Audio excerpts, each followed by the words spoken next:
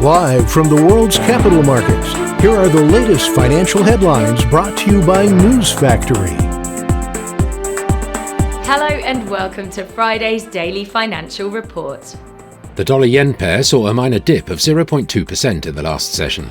According to the stochastic RSI, we are in an oversold market. The Bitcoin-dollar pair fell 0.4% in the last session.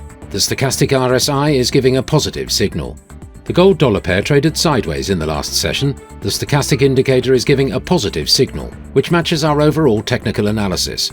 The oil-dollar pair exploded 1.5% in the last session. The CCI indicates an oversold market. And now let's hear what our chief analyst picked up for us today.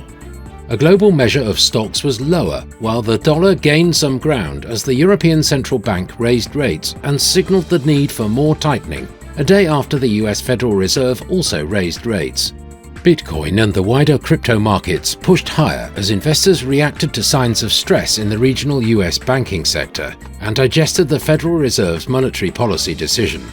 USD/JPY posted heavy losses after the Federal Reserve flagged a possible rate hike pause following 500 basis points of cumulative tightening since March 2022. Those were today's major economic events, and now moving on to world financial headlines.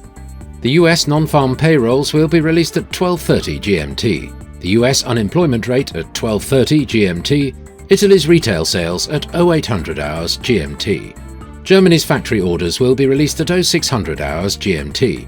Japan's CFTC JPY NC net positions at 2030 GMT. The UK's CFTC GBP NC net positions at 2030 GMT. We hope that you've enjoyed Friday's market outlook. On behalf of all of us here, we wish you a productive trading day.